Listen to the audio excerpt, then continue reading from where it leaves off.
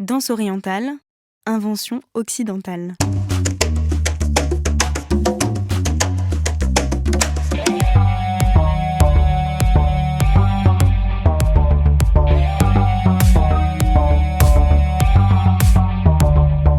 Je vous l'ai pas encore dit, mais à côté de Tarab, j'enseigne la danse. Je suis prof de Charleston. On a déjà supposé, bêtement, que j'étais prof de danse orientale. C'est une association d'idées assez simple. Je suis d'origine marocaine, marocain est égal à arabe, arabe est égal à orient. On ajoute à ça le prisme de la danse et le tour est joué. On me voit d'office chaloupant lascivement comme une danseuse kairote. Parce qu'en fait, ce qu'on appelle danse orientale, c'est une danse égyptienne. Et des danses, au Maghreb et au Moyen-Orient, il y en a plein d'autres. Je m'appelle Leila Israr, bienvenue dans Tarab. Dans ce podcast, on se demande ce que ça veut dire aujourd'hui que d'être arabe en France. Une des constructions mythiques que l'on rencontre encore, parfois en soirée quand un morceau de rail passe et que tout le monde se retourne en attendant que tu bouges les épaules, c'est celle de la danseuse orientale. Un singulier un peu gênant qui fait qu'on se demande « Est-ce que le monde arabe ne connaît qu'une seule et même manière de bouger ?» On va se demander d'où vient ce modèle et sa connotation hyper sensuelle et quelles sont les conséquences de cet enfermement. On va parler de Flaubert, de cinéma égyptien, d'auto-exotisation et de l'importance de la créativité pour sortir de l'imaginaire. Elle est maître de conférences en sciences du langage à l'université Paris-Descartes, directrice des journées chorégraphiques de Carthage en Tunisie et également danseuse-performeuse. C'est Myriam Guellouz et c'est avec elle qu'on va décortiquer l'imaginaire autour de la danse orientale. Et je mets des gros guillemets. D'ailleurs, elle désigne quoi cette expression ? Aujourd'hui, il y a une appellation qu'on peut qualifier comme étant une appellation générique, la danse orientale. Or, ce qui se cache derrière cette appellation, c'est une variété, c'est une multitude de pratiques très hétérogènes qui vont beaucoup changer entre le côté du monde arabe, du côté Maghreb, le côté Mashrek, qui est, quand on va sur le terrain, quand on observe les danses, notamment en tant que pratique sociale, dans les mariages, dans différents types d'événements, on peut observer cette hétérogénéité. Et alors, comment ça se fait que, finalement, on n'ait retenu qu'une seule appellation, la danse orientale. Donc l'idée, c'est de dire il n'y a pas une danse orientale, il y a des danses orientales, et même quand on dit il y a des danses orientales, par exemple, qu'est-ce qu'on fait les danses du Maghreb ? Aujourd'hui, il y a plusieurs artistes danseuses préfèrent parler de danse arabe, arabo-berbère plutôt, des danses arabo-berbères. Au moins, ce terme, cette appellation peut renvoyer à cette multitude de pratiques au lieu de s'arrêter et de se limiter à ce simple mot danse orientale. Et beaucoup de chercheurs se sont posé la question, mais d'où vient ce mot ? Parce qu'il y a un mot qui était présent, une expression présente avant le mot danse orientale, qui est celui de danse du ventre. C'est une expression qui existe et qui est plutôt négativement connotée d'un point de vue sémantique. Et donc, au départ, on a la danse du ventre. L'expression, en fait, donc, va apparaître plutôt en France, dans les travaux de Pascal Blanchet. Par exemple, il décrit, notamment dans les archives sur lesquelles il a travaillé, qu'il y avait cette rue du Caire. Alors, petite précision, la rue du Caire, c'est une rue reconstituée à l'Exposition universelle de 1889 à Paris. Elle était censée représenter l'espace urbain kairote de manière authentique. Et que, à l'occasion de cette rue du Caire, le public français va pouvoir rencontrer ce corps de la danseuse orientale et cette pratique de la danse orientale. Et il dit qu'à un certain moment, il cite un journal dans lequel on dit que les deux attractions les plus importantes de la foire coloniale, c'était les ânes et les danseuses orientales. Voilà. Donc en fait, la question, c'est comment cette danse, sortie de son contexte social, de son contexte, si on prend par exemple l'Égypte dans sa variété, entre le côté citadin, le côté rural, le milieu bourgeois, le milieu populaire, en fait, donc vraiment de toutes ces différenciations hyper importantes pour penser la variété de cette danse, tout d'un coup, quel type de pratique corporelle rencontre l'œil de l'homme français, par exemple ? Et puis on va voir aussi d'autres types d'appellations comme muscle dance, ou donc on ne sait pas si c'est la danse des muscles ou si c'est Muslim dance en fait. On va avoir belly dance et Arab dance. Et aussi, on va entendre un terme assez intéressant qui est le hoochie-coochie, et en fait, qui lui renvoie plutôt à des pratiques comme le striptease. Et donc, on voit une sorte de flou sémantique, on n'arrive pas vraiment à qualifier cette danse, mais quand même, un des traits sémantiques qu'on va retenir le plus, c'est celui de la sensualité et de l'érotisme. Très vite, la danse orientale, dans sa variété, est plutôt limitée à un côté hyper féminin et hyper érotique. Ici, l'idée, ce n'est pas de dire que la dimension érotique ou sensuelle n'existe pas dans cette danse, bien évidemment, mais elle n'est pas la seule. Cette danse du ventre, souvent confondue avec le striptease, désigne un corps exclusivement féminin, dénudé, qui se trémousse sensuellement pour un parterre de bonhommes, et elle a un lien fort avec les codes établis dans le contexte de l'orientalisme. Il me semble que cette rencontre de l'Occident avec cette nouvelle pratique, cette nouvelle façon, notamment de mouvoir le bassin, est très liée à une histoire de l'orientalisme. Et avec l'histoire de la rencontre entre ce regard occidental, notamment dans une période précoloniale et coloniale. D'ailleurs, pour prendre un exemple, le texte de Flaubert, Voyage en Égypte, est un texte très intéressant, puisqu'il va rencontrer cette danseuse qui s'appelle Küçük Hanım. Flaubert voyage en Orient entre 1849 et 1852. Il passe notamment par l'Égypte, qui est un peu la destination à la mode pour les étrangers relativement riches depuis la campagne de Bonaparte. C'est là qu'il rencontre Küçük Hanım, l'archétype de la courtisane que Myriam vient de citer. Küçük Hanım est une grande et splendide créature, plus blanche qu'une arabe. Elle est de Damas, sa peau, surtout du corps, est un peu cafetée. La danse de Küçük est brutale comme coup de cul. Elle se serre la gorge dans sa veste de manière que ses deux seins découverts sont rapprochés et serrés l'un près de l'autre.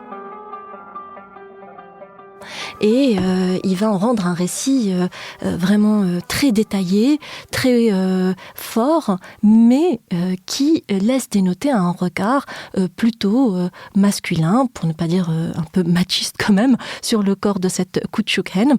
Bien évidemment, il raconte sa sensualité, sa beauté, mais en aucun moment, il ne s'intéresse à la danse en elle-même. Il est complètement fasciné par l'érotisme de cette femme. Et donc on a l'impression que la danse qu'il va décrire n'est que les préliminaires de cette expérience sensuelle qu'il va avoir avec Küçük Hanım. Oui, alors comme d'habitude, c'est une affaire un peu complexe. Les représentations, ça circule et ça se transforme. Alors imaginez, les nombreux récits européens de la fin du 19e fabriquent un modèle de danseuse exotique venue d'Orient à partir de danses locales. Cette image, marquée par le fantasme masculin et colonial, est reprise par les danseuses égyptiennes elles-mêmes, comme Tahia Carioca ou Samia Gamel, dans le cinéma dont elles seront les stars à partir des années 1940.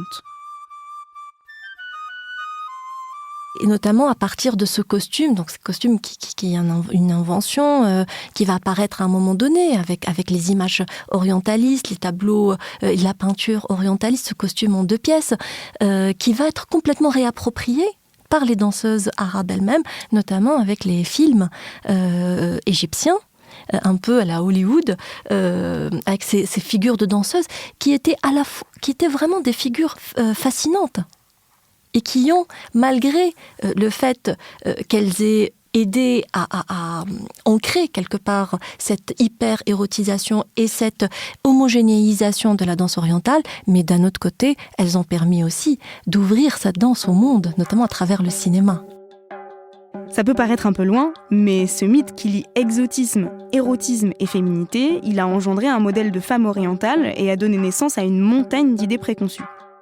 Ces idées, elles ont trouvé leur prolongement dans beaucoup de productions culturelles et surtout, elles marquent encore pas mal d'esprits. toutes les danseuses orientales à Paris peuvent vous dire que le gros malentendu au début des cours, quand parfois des femmes arrivent en disant « je veux apprendre à être sensuelle ».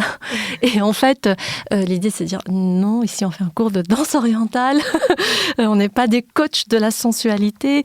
Donc il y a clairement un imaginaire qui colle encore à la danse orientale, de la danseuse orientale qui doit forcément correspondre à certains codes de la féminité. Donc cette hyper-féminisation est liée à un discours masculin, mais aussi à un discours orientaliste et colonial. Une de mes hypothèses est de dire que la danse orientale telle qu'elle se pratique aujourd'hui, notamment dans les cours, dans les formations en Europe, est pour moi plutôt une danse occidentale. Mais qu'est-ce qui s'est passé ? C'est-à-dire comment ce savoir ou cette pratique a circulé entre le Nord et le Sud ? Et comment il y a eu des transformations de part et d'autre. C'est-à-dire, on ne peut pas s'arrêter à la question de l'exotisation du corps de la danseuse orientale, mais aussi des questions de auto-exotisation.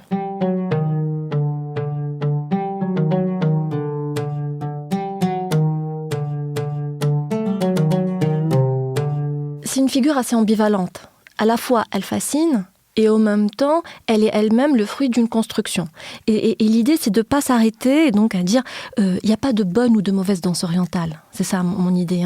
Il n'y a pas des danseuses orientales qui ont réussi à complètement déconstruire le fantasme décolonial et d'autres qui sont victimes de ce fantasme orientaliste, colonial. Mais pour moi, il y a une hétérogénéité, il y a de la complexité chez toutes les danseuses. Donc comment aussi sortir de cet imaginaire-là ?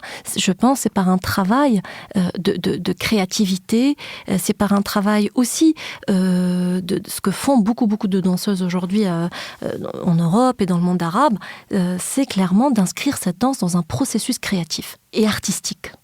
Donc aujourd'hui, on a encore beaucoup de mal à les retrouver sur des scènes reconnues et elles sont plutôt cantonnées à des festivals de danse arabe, des festivals de danse orientale, vraiment très locaux, très spécifiques.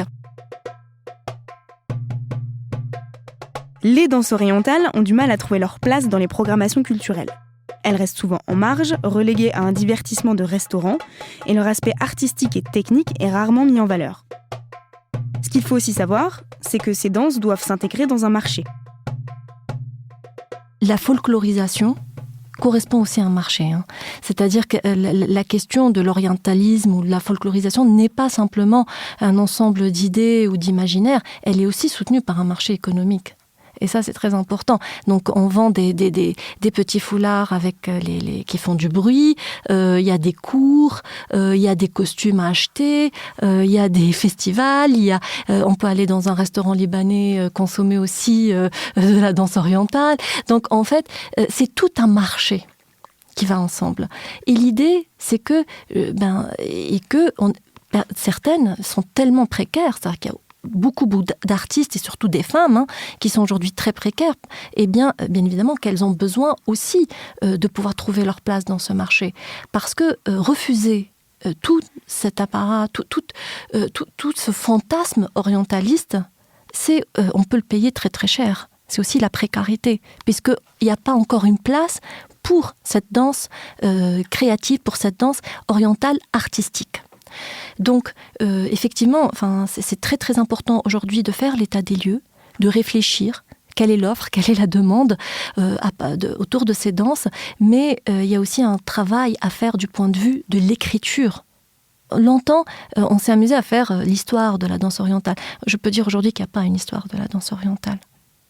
Alors, l'idée, pour moi, n'est pas forcément de décoloniser l'histoire de la danse orientale. Pour moi, elle serait plutôt à recoloniser. Recoloniser la danse. Ça veut dire se la réapproprier, lui donner une autre forme, la relier à des émotions. En préparant cet épisode, je me suis rendu compte que le sujet était bien plus complexe que je ne le pensais. En fait, il y a deux sujets. D'abord, il y a la déconstruction de l'imaginaire orientalisant qui fait d'une danse un modèle universel et figé, mais il y a aussi l'invisibilisation de toutes les autres danses arabo-berbères. Comme j'avais envie d'en savoir un peu plus là-dessus, j'ai interrogé Raïssa Ley. Elle est créatrice de l'association Diaspora Art marocaine et directrice artistique de la troupe Kif Kif Bledi. Elle danse le waking, le hip-hop, mais aussi le alawi, la dabke ou le fes-zeni. Raïssa Ley les décrit comme des danses alternatives d'Afrique du Nord et du Moyen-Orient. Le mot danse orientale est largement appliqué à la danse classique orientale égyptienne, qui est un style parmi les autres danses. C'est vraiment un style spécifique.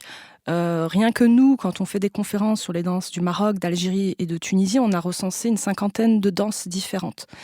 Donc, il nous paraissait indispensable de donner un nom finalement à ce groupement de danse, mais de ne pas tout mettre dans la case de danse orientale. Donc, le terme ne nous convenait pas. Danse arabe non plus, puisqu'on a une forte racine berbère, et danse berbère non plus finalement, puisqu'on inclut le Moyen-Orient et l'influence du Moyen-Orient et des invasions arabes sur l'Afrique du Nord. Donc c'est beaucoup plus long, mais au moins on se sent à l'aise avec ce terme. Donc ça peut être danse traditionnelle, danse populaire, d'Afrique du Nord.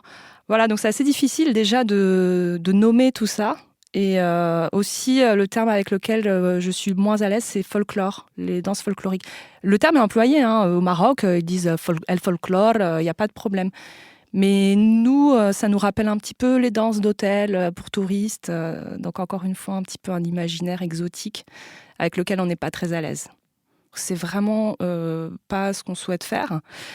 Et c'est dommage d'avoir cette interprétation en français, parce qu'en anglais, folk, c'est le peuple.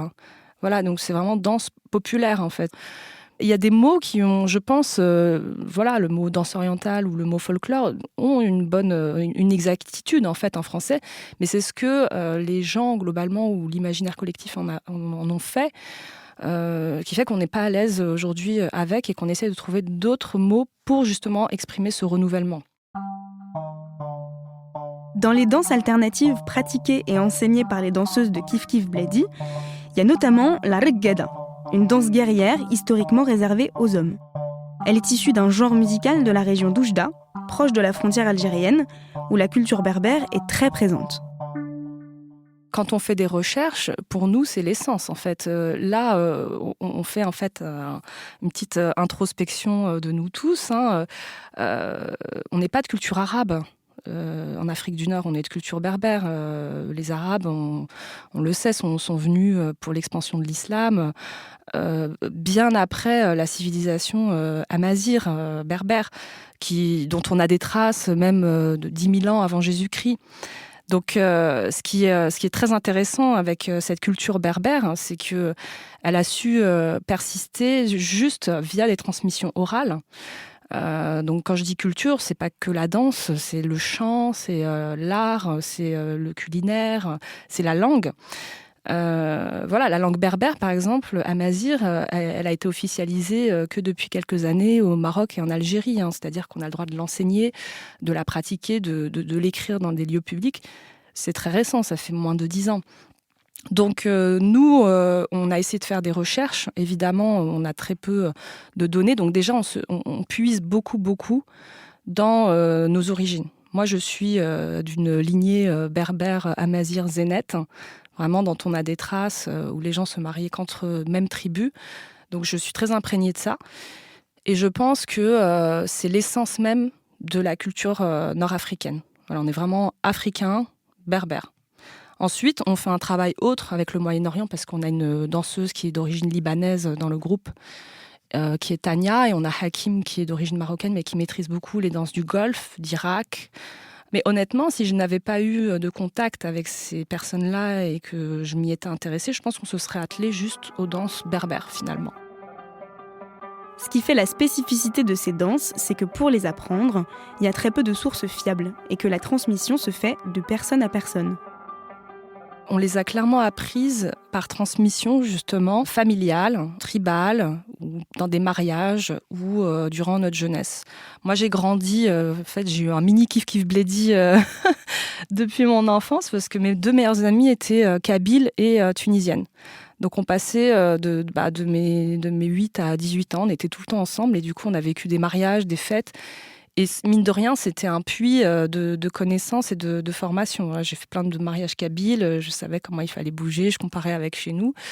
Moi, me concernant, j'étais imprégnée dans toutes les danses marocaines. Chaque été, on rentrait un mois et demi au Maroc, dans différentes villes.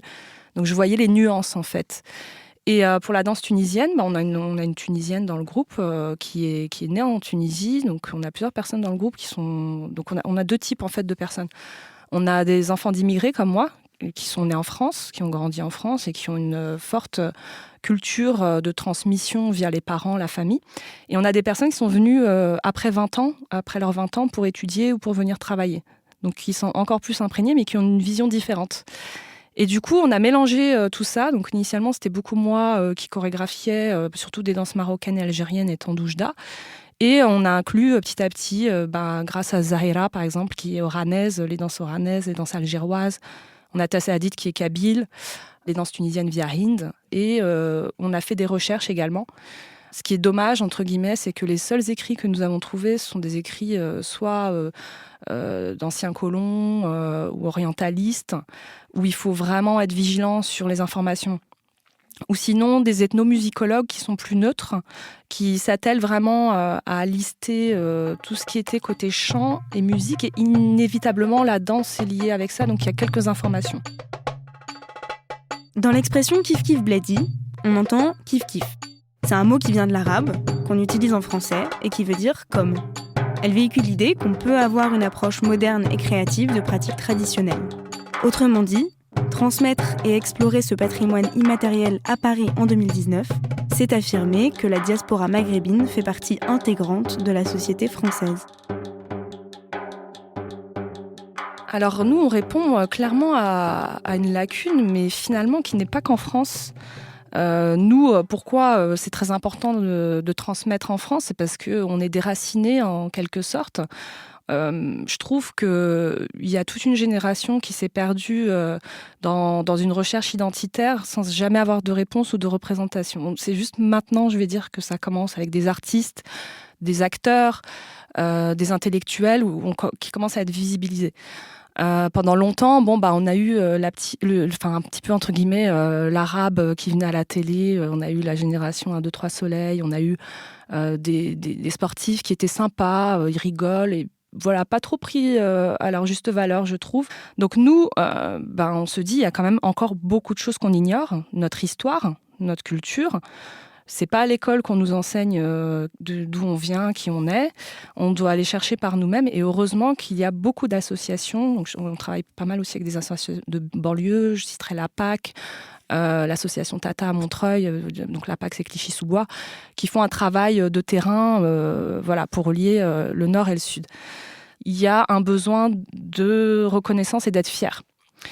Pas qu'en France, c'est pas qu'en Europe, c'est aussi au Maghreb parce que les jeunes, qu'est-ce qu'ils veulent là-bas ? Moi, mes cousins, cousines, quand je les vois, ils me disent pas je veux danser de la reggae, ils me disent je veux un téléphone portable et je veux prendre l'avion et voyager à New York. Donc en gros, sur place, il y a un désintérêt des cultures traditionnelles parce que c'est un peu has-been. On va dire que eux qui sont sur place ont un devoir un petit peu de transmettre, de vecteur. De ce patrimoine-là, immatériel. Justement, le mot vecteur, moi, je l'utilise beaucoup parce que je considère que nous, on est un pont en France ou un vecteur parce qu'on a la chance d'avoir un passeport français. Je connais énormément d'artistes avec beaucoup de talent qui ne peuvent pas voyager, manque de visa. Donc voilà, c'est un petit peu complexe, c'est complet également, mais le tout, c'est que ça répond vraiment à un vide dans la connaissance de notre propre histoire. On n'a pas la prétention en fait de dire qu'on peut restituer très exactement les danses traditionnelles, parce que ce sont des danses sociales, des danses familiales qui ont une raison d'être. En fait, on danse pas. Par exemple, les gens de ma tribu, ils pratiquent un hidous qui est très très propre. Ils ne veulent pas le faire sans raison. Ils disent il faut qu'il y ait un mariage ou une naissance pour le faire. Si c'est des touristes qui viennent, etc., on ne le fera pas. Ils sont vraiment très rigoureux là-dessus. Donc le côté alternatif que nous, on emploie, c'est ça. C'est qu'on est dans une situation qui n'est pas provoquée par un événement familial ou un moussem ou une wahda, qui est une fête villageoise annuelle. on peut chorégraphier un spectacle pour un festival, pour une scène. Et déjà, c'est en soi qu'on a dénaturé la danse originelle et qu'on appelle danse alternative. C'est-à-dire que je n'ai pas d'autre choix que d'adapter autrement cette danse et en soi, je la modernise. Ensuite, ça c'est le premier step, c'est-à-dire quand on reste vraiment dans le traditionnel et on l'amène sur scène. Le deuxième step, ça va beaucoup plus loin, c'est l'influence des artistes du moment, électro-arabe, pop-rock, maghrébin, etc. Donc je citerai Sofiane Saïdi avec qui on travaille beaucoup, Amar 808 qui est tunisien, donc qui fusionne avec plein de styles musicaux. Et nous, dans notre cursus de danse, on est passé par les danses hip-hop, un petit peu à l'ancienne. Moi, j'ai découvert le walking à travers le hip-hop, j'ai fait du jazz. Et inévitablement, notre double culture s'est manifestée via la danse. Et du coup, on s'est mis à fusionner ces deux types de danse. Donc là, c'est encore un autre niveau qui nous ressemble. Voilà, moi, je suis parisienne, j'aime bien vivre à Paris et j'aime bien aussi aller dans mes montagnes au Maroc et j'ai pas envie de choisir en fait. Et dans ma danse, je raconte cette double histoire. Je mélange et c'est vraiment très intéressant parce que ça permet de mettre en avant une certaine créativité et d'aborder un petit peu des chemins qui n'ont pas été exploités jusqu'ici.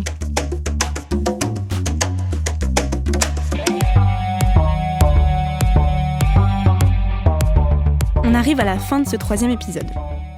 J'espère que vous avez aimé nous écouter. Je remercie Camille Regache qui a produit cette émission et aussi Solène Moulin et Jules Cros qui l'a réalisée et qui nous a lu du Flaubert. Je remercie aussi toute l'équipe. Si vous voulez bouquiner un peu, je vous recommande le livre « Les danses dans le monde arabe ou l'héritage des Almés » de Jamila Enichebra et Christian Pochet. Vous pouvez aussi découvrir la mini-série de Kif Kif Blady qui s'appelle Les Contes de Raïssa Ley, où elle est assistée à un de leurs stages en région parisienne. Avant de se quitter, il y a toujours ce moment important, celui où mes invités me parlent de leurs mots ou expressions arabes préférées. Ah, j'en ai plein, mais je dirais que c'est Kif Kif, parce que Kif Kif, c'est universel.